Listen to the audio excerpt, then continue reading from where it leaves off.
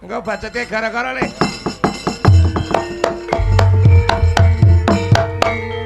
Wong Indra mangungkung. Kanduan rimang lelena tanpa kanin.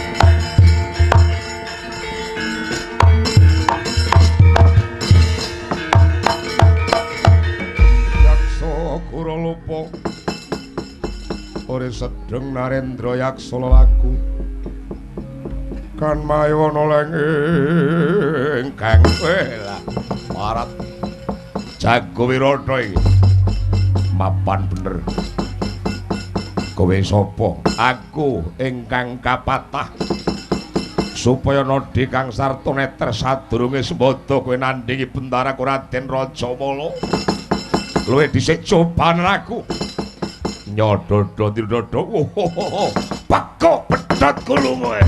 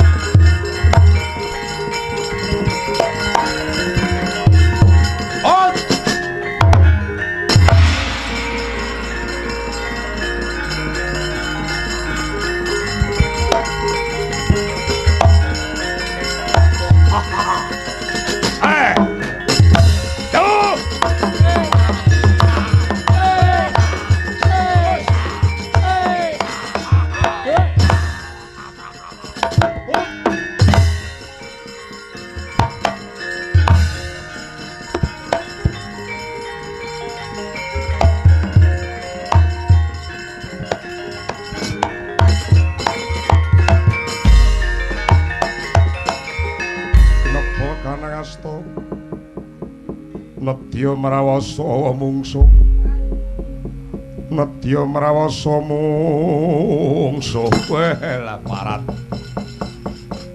Sembada kowe tanding karo aku Ayo jago wirata nyododo ndidodo Tanding ana jago kadipaten aku Raja Mala Ayo tanding ana jagal bila perungkat nyawamu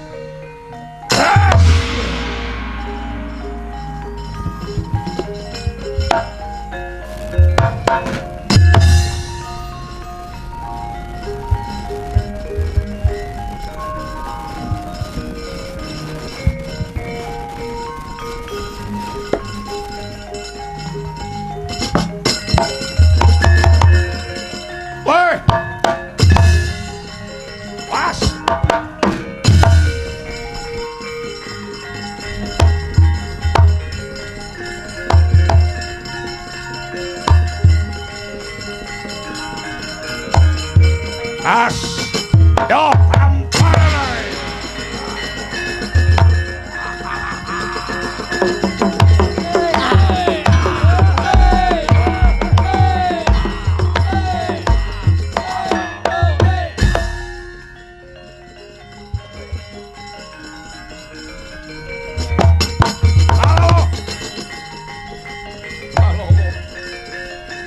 Kowe aja mati Balowo.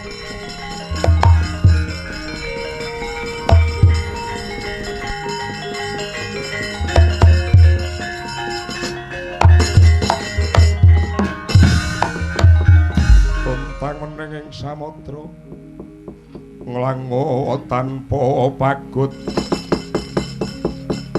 len kanang akasa.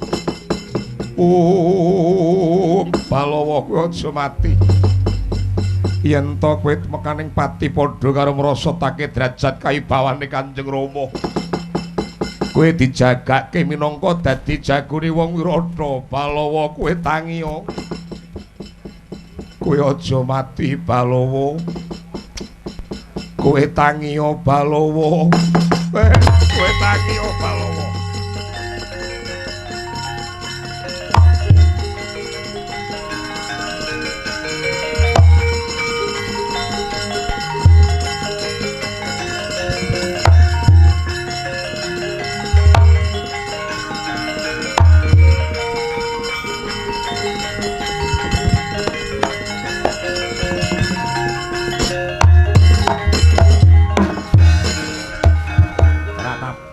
Ning atiku mongko sing dijagake minangka dadi bebeteng negara Wirata ya kuwi niku tepekaning pati Balowo. Perange licik Raja Mala nggawa gada tanpa taha-taha pupuhke ana bauku. Banjur kepiye Balowo jupukna gamanku kang tak sendhek ana wit banean.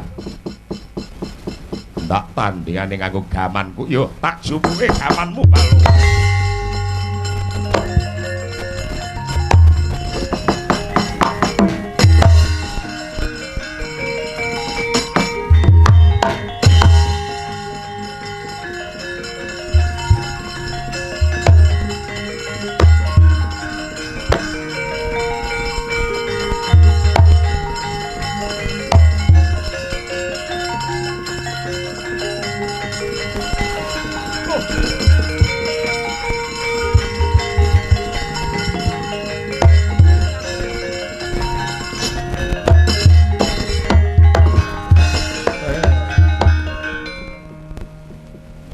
Semono gedene iki nggone gawa kepiye? Nggone nyolahke kepiye? Nggone ngecakke kepiye? Bah, ora kira aku sembodo bisa nggawa gada iki. Balowo, jupuk dhewe gamanmu Balowo.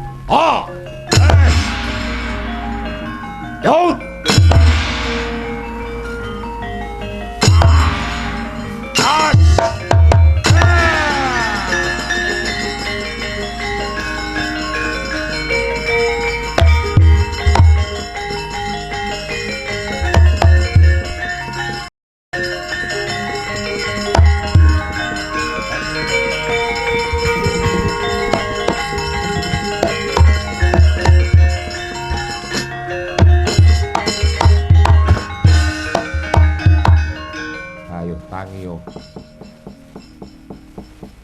tandingana Jagal Bilowo nyododo didodo ora wis prapat jam tamat puntake nyawar nyumani raja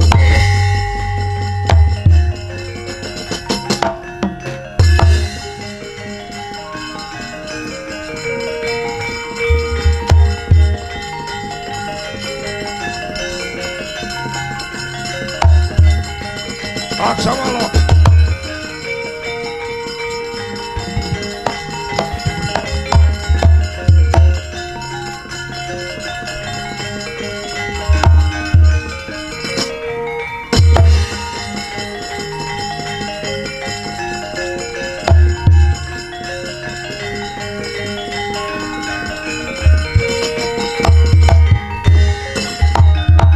Paman limut Durga mengtias kang wepemut Durga mengtias kang wepemut Yayi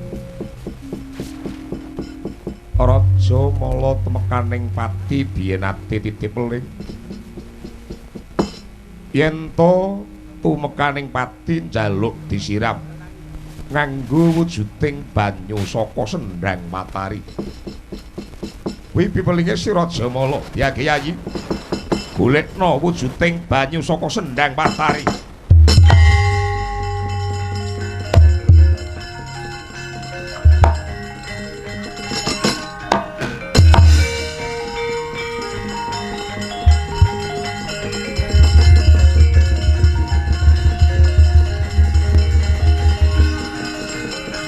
Yayi tangi Raja Mala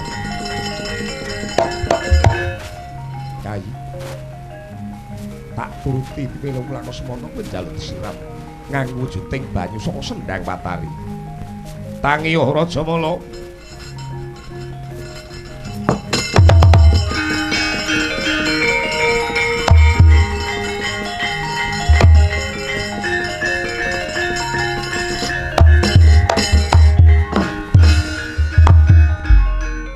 Jamala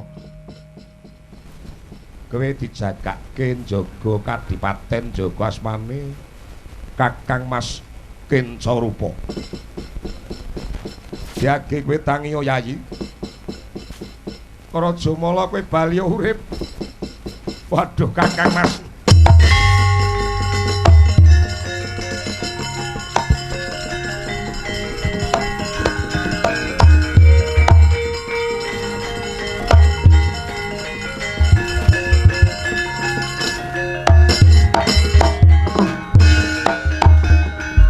Laruta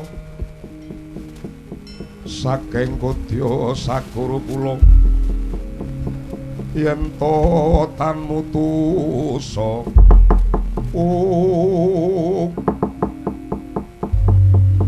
Kang Mas Raja Mala sampun dumugi ning tiwas kula siramawi wujudipun sendhang martani babar pisan boten saged wangsul gesang tanpa beda winguni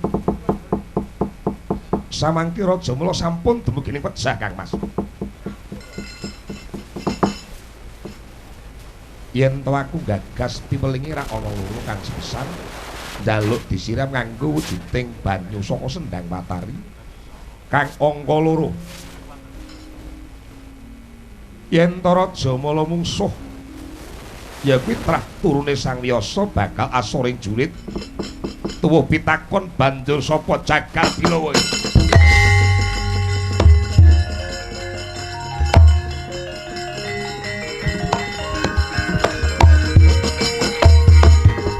Yayi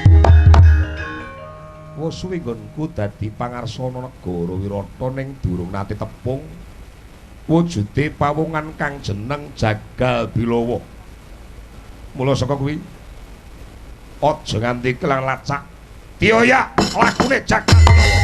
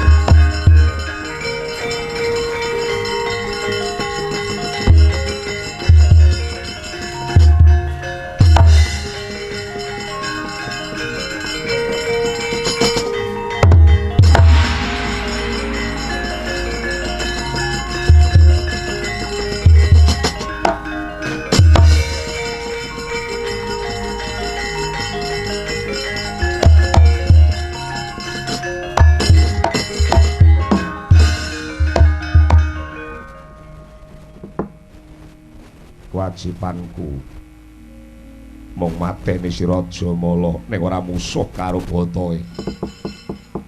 Kowe ora bakal tak rewes. Kinca rupa kinca bakal tinggal loncat saka papan kene.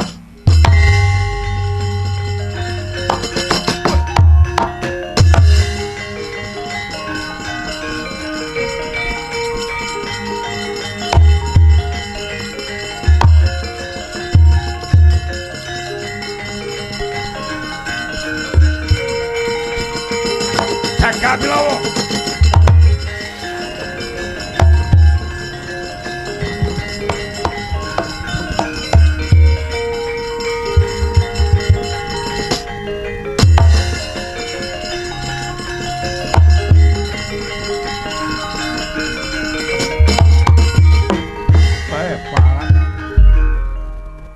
diuyak banjur dheweke mlebuna sajroning pasar Yayi. Mula sewang-sewangan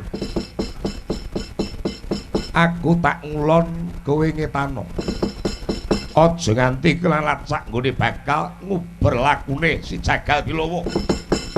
Yen to nganti kelalacak ora bakal dilaeni kakek.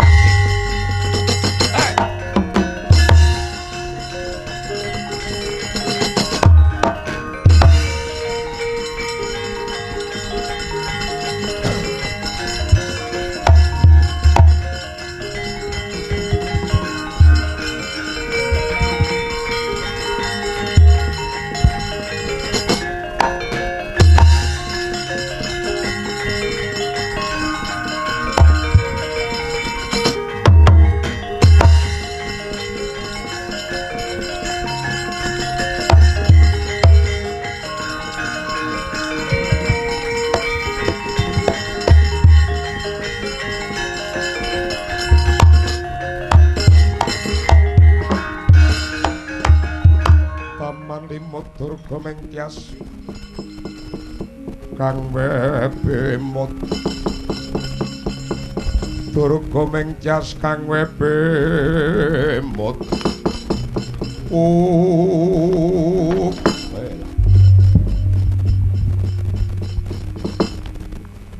ana wujuding pawungan kaya-kaya aku nate tepung karo bocah iki ning coba. Tak takonane dhisik. Kowe kuwi sapa? Apa kowe mapan ana negara Wirata kuwi? Wujude pasuwitan anyar. Nuwun Raden. Ngaturaken sungkem pangabekti kunjuk wonten sandhaping padha paduka Raden Kencarupa. Ya tak tampa. Ora liwat pangestuku wae tampanana.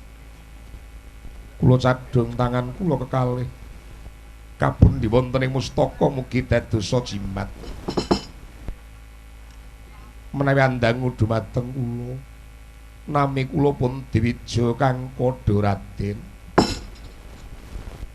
Jenengmu Diwija Kangka. Kowe pasuwitan anyar ana negara Wirata. Ih Raden tidak apa-apa. Kula nggadhahi pakaryan minangka dados lurah tondo utawi lurah pasar Raden. Lurah tondo utawa lurah pasar. Ya gene nyandang penganggumu beda karo liyane. Upaminipun sing mestine nganggo wujuding busana gelung keling kuwi dudu kawula cilik, dudu lurah tondo, dudu lurah pasar. Sing mestine nganggo gelung keling iki sak orarane nayaka praja apa kuwi patih apa kuwi temenggung jeksa negara ki trep nganggo wujude gelung keling. Ing atase lurah tondo kok banjur nganggo gelung keling ki jenenge iki ora prasaja manut tata cara ana negara Wirata. Mula tak jaluk diage gelung kelingmu Wudarana. Ajrih sikundanipun biyung kula Raden lho piye. Ingkang gelung menika biyung kula Raden nadyan ta sing gelung biyungmu kowe mapanmu ana negara Wirata kudu manut pranatane wong Wirata. Dibudari. Kula mboten mantun Raden. Dibudari. Ajrih dukanipun biyung kula tugal kula kowe.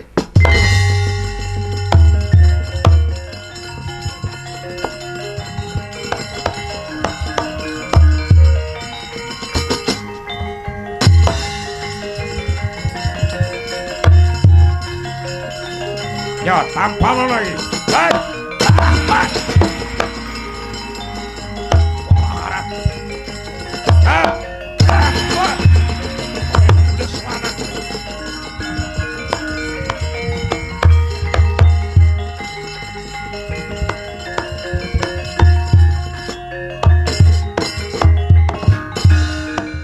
Gunjang kanjeng langit kelap-kelap katon. Ler kincang alis trisang mawe gandrung barat kowe ngina karo pangarsa negara Wirata ya gini tak perintah modari wujuding gelung-keling kowe ndaga perintah Raden Kincarupa Dwija Kangka sepisan iki tak ngapura aku pethuk kowe isih gawe gelung-keling aja arep kokop getih kowe.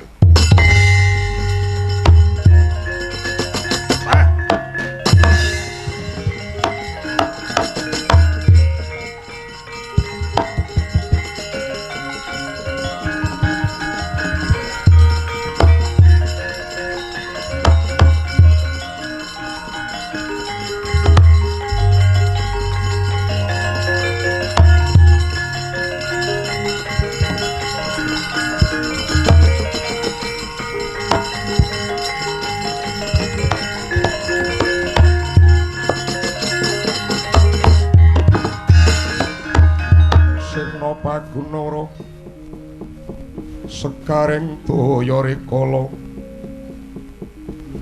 rikala jegur segara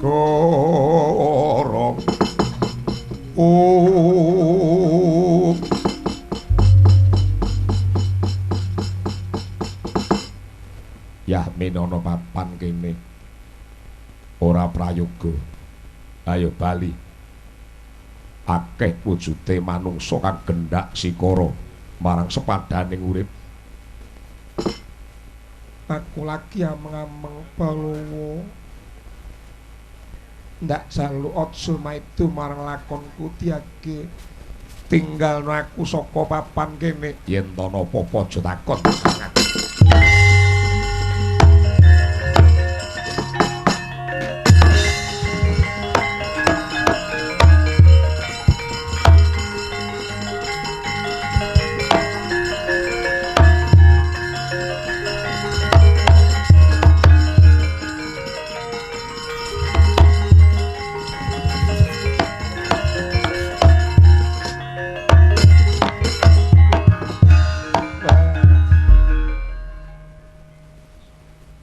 Ana wujuding wanita yen ta aku ngeling-eling bocah wadon iki sing nate ya kuwi mbeksa wujuding bedayan saben-saben wanci jerone kedaton ana wujuding adicara ketitik duwe andeng-andeng mapan ana janggut duwe andeng-andeng sing mapan ana pipi. Gusik, cetane aku tak takon sapa sing dadi jenengmu? Ngaturaken sungkem pangabekti kunjuk wonten sandhaping pada paduka duh Raden Rupa Kinca. Iya tak tampa. Ora liwat pangestuku wae tampanana. Kula pundi dadosa cimat. Mboten sisih saben antara mangsa wonten adicara salabeting kedaton kula kadhawuhan supados ambeksa bedayan Duraden. Jenengmu sapa? Nami kula puniken Sailindri. Yen to pinuju ana kedaton kowe nate nyawang wujude pawungan Senopati pengapit negara Wirata kang mapan ana kanan kiringe Koko Prabu Sri Bagindo Maraja Matsapati. Eling kowe. Paduka Bendara Kloraden Kinca rupa-rupa Kinca.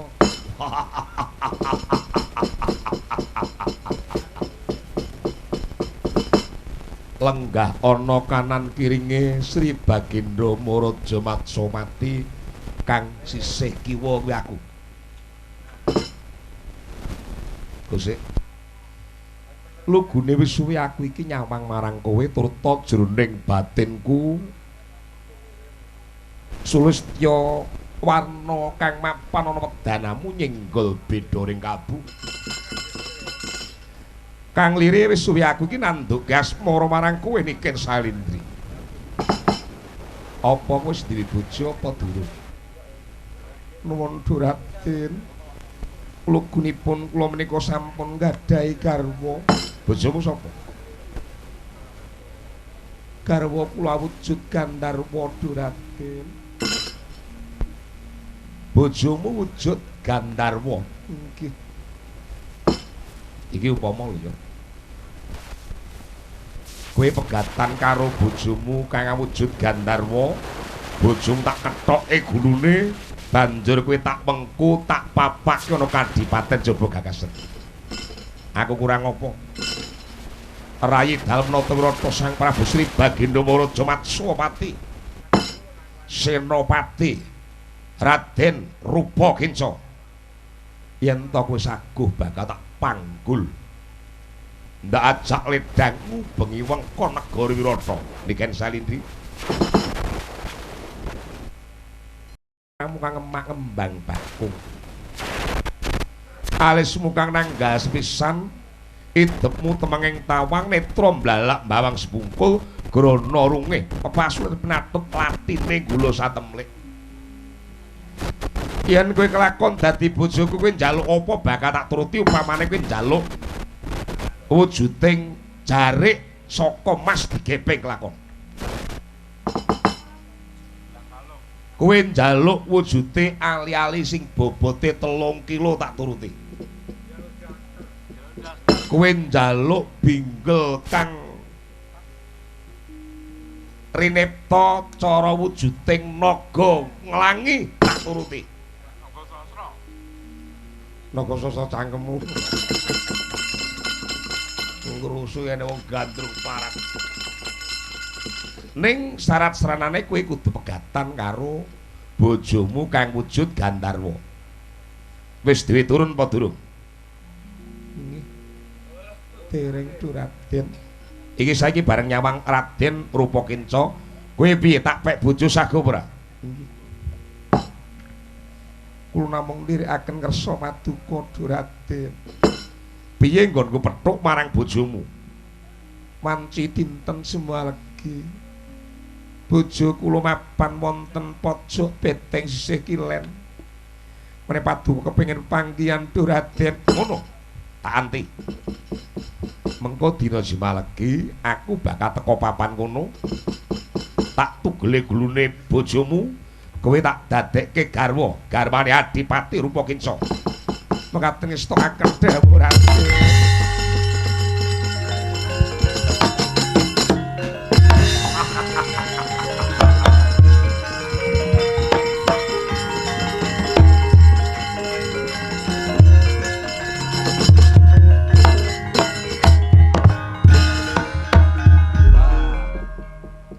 Kelakon duwe bojo Niken Salindri. Yo. Muga-muga kelakon iki dina bakal tugel gulune bojone Niken Salindri kang wujud Gandarwa.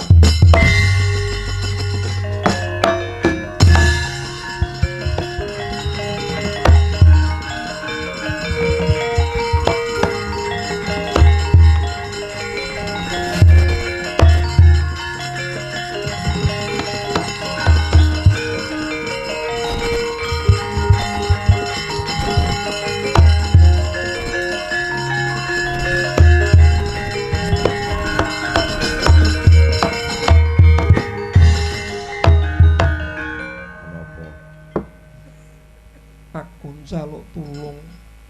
Balawa. Ana apa? Diuyak-uyak dening Raden Rupakinca. Aku bakal dipek bojo. Panjenengane ndangu marang aku. Kowe wis duwe bojo apa durung?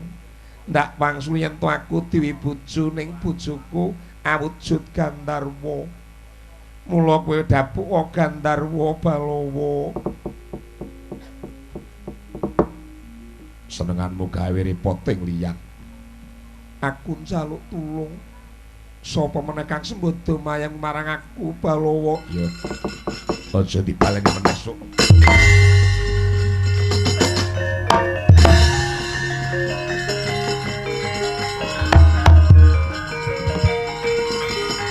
Niken Salindri.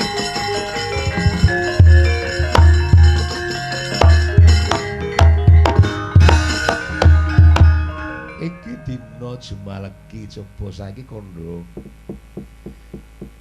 Nalika semana kowe kandha yen ta bojo mapan ana pojok beteng sih kulon mongko iki mapan ana pojok beteng sih kulon ndi?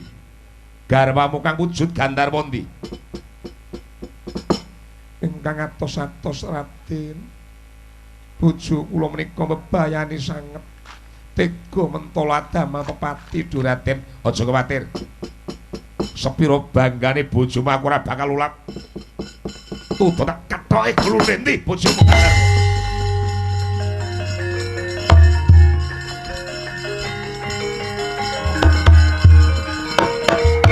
Loh. Balawa.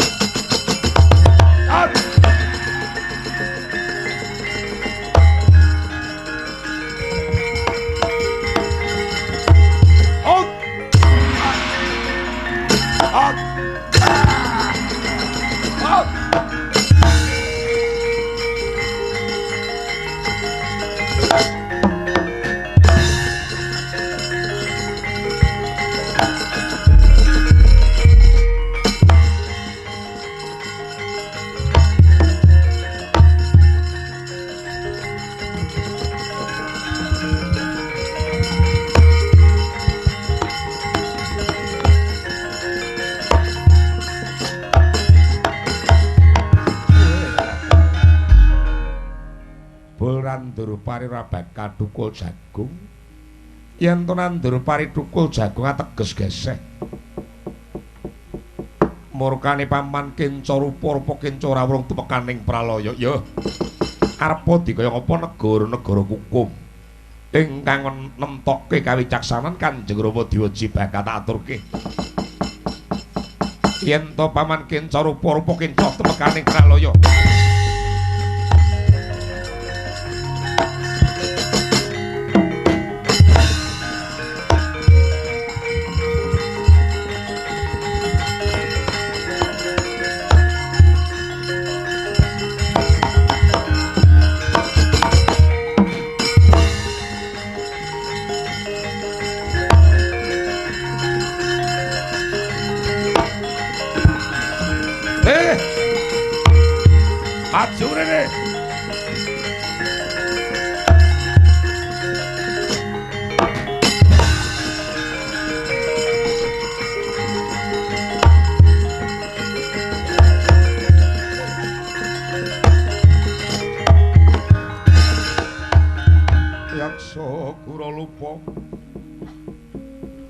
Sedeng Narendra Yaksa lelaku kan maywana lenging kang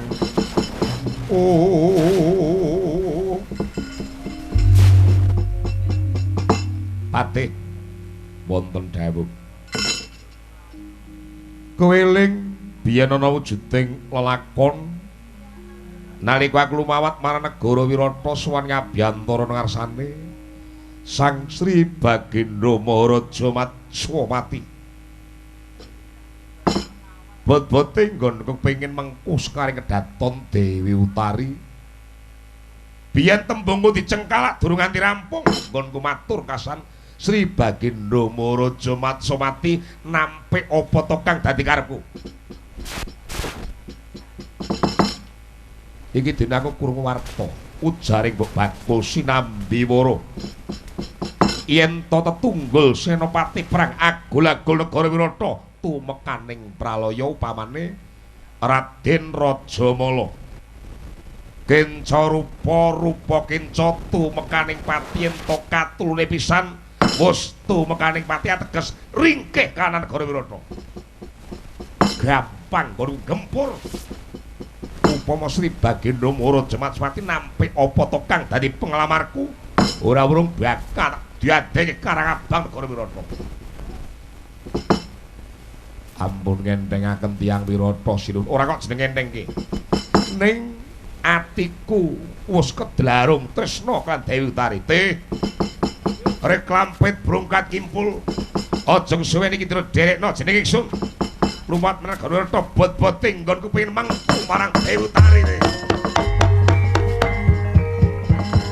Yaksa Kuralupuri Segem Narendra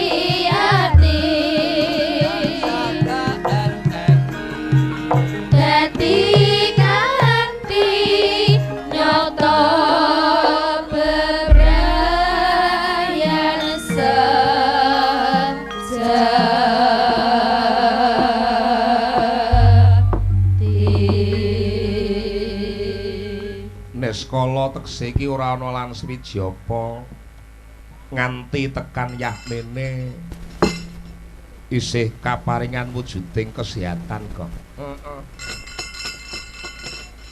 Ya wong sehat ki nak awake ning kala mangsa nek swara ki iso selaya ya, Truk. Jane sore mau wis mari anggere bengi kumat dadi aku nek ngono ora tahan karo angin malam kok. Nek bengi iki aja mung melek wae. Turu ki kanggo njaga swara. Ya, mula bocah-bocah ki tak kandhani.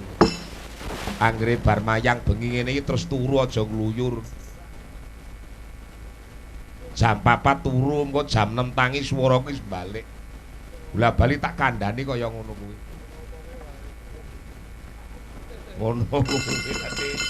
Lah dapo kowe iki ngomongi perkara aku sing kena lara kuwi rak ya jenenge wong kabeh iki kena lara. Lah ya sing pisan iki lho jane ngene iki aku.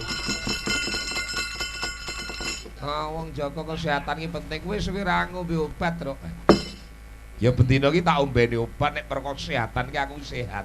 Mung pancen rada ning radang sing manggon ning tenggorokan. Kala mangsa cetha, kala mangsa ora, kala mangsa lara, kala mangsa waras. Kuwi aku kudu digolekke dokter men. Iso bali pulih. Wong arep dikaya ngapa kuncine iki swara kok Truk. Kuwi nek tumrape wong mayang ya. Ora dadi ngapa bacutke saiki nyuwun wujuding tetembangan ya kuwi sing tak suwun uler kambang. Aku pengen nyoba uler kambange panjenengane Mbak Dewi Wati kaya ngapa.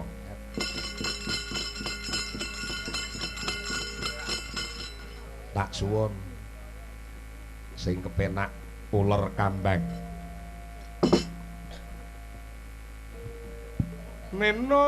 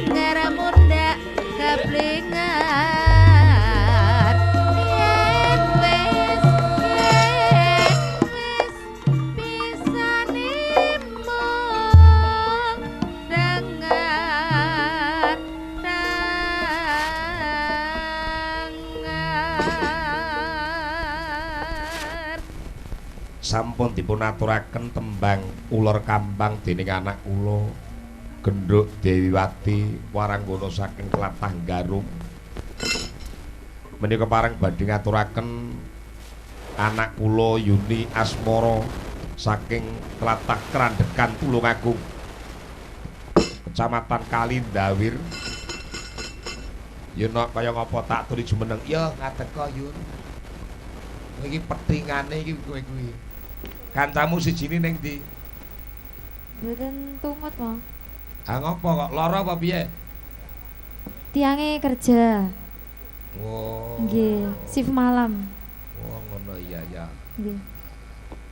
Kerja bengi ya, Cang. Nggih, leres. Kerja ning apa kowe? Teng restoran. Oh, restoran. Nggih. Oh. Iya iya iya. Ya ora dadi ngopo. Ning mesti nek iso nyinden ki diutamakake le nyinden dikandani ya. Aturna tembang sing kepenak aku pengin weruh yen samembang dadi ati kaya ngapa. Nggih. Sing penak ya, Nok. Eloke barang.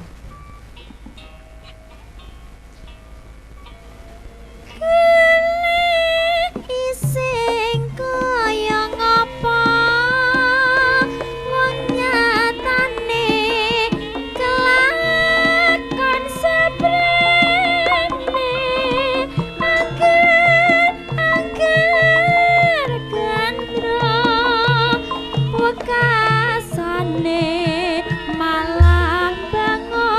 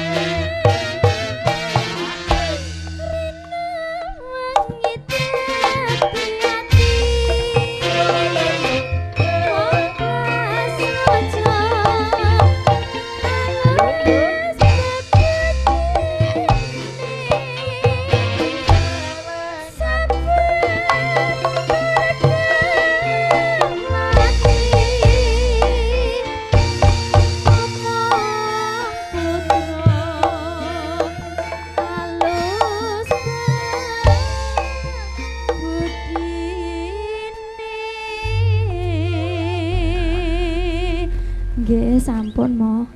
Suaramu nyindeni no. Radi serak mo. Lara. Mboten serak. Serak ngono ya. Nggih. Mergo kekerpen tanggapan ya. Nggih. Kayak ngene. Ngomong sih.